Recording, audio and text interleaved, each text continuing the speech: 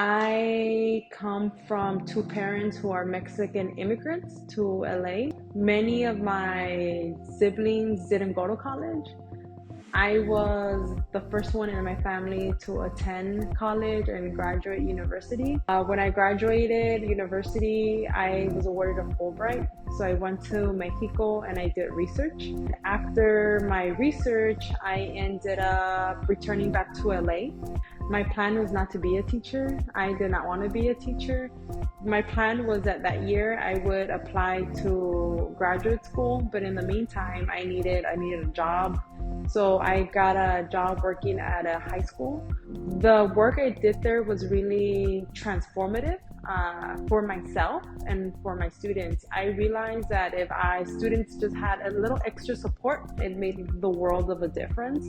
So that's basically when I realized that teaching was something that I was interested in pursuing. So I found out about the Teach Fellowship from one of my coworkers, who's kind of like a senior coworker, and because I got the email from him. I was like, okay, cool, this seems legit. And I think why I gravitated towards it was kind of like the bilingual piece of being able to teach English. And then I saw that we would get like assistance when it came to certain things once we got here. The support has been really good, has been great actually. I don't think I would have been able to navigate so many things without the support of Joyce and Simon and everyone else in AICEE. The support from my cohort has been really great. Everyone is really, really supportive and kind with each other. Whenever someone is having a bad day, we message each other, we have dinner, we check in. It's really nice to know that there's like a community of educators and we all support each other on this journey. One of the extracurricular things that I am doing is I'm taking Mandarin Chinese classes at a local university. It's been a very humbling experience as an adult, and especially as a teacher. It's hard. Learning a new language is really hard. So it's really made me humble in a sense that I know what it feels like to be one of my students.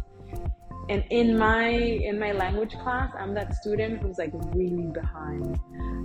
So when I am a teacher here during the day and I have that student who's really behind, I know what it's like to be that kid.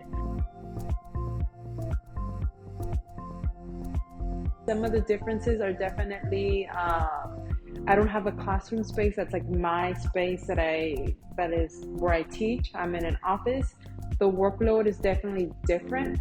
The other thing that is different is that I only see my kids once a week. That's why I only teach the 14 classes. In the US, I'd be teaching 25 classes, but I'd be seeing my kids every day.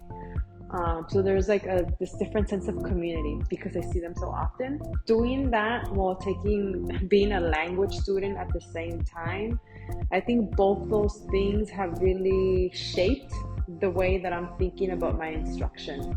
Having that experience where I'm also a student and I'm a struggling student puts me in that student's shoes, and I understand what that feeling is like, and it makes me think about what I need in that situation and what my students must need.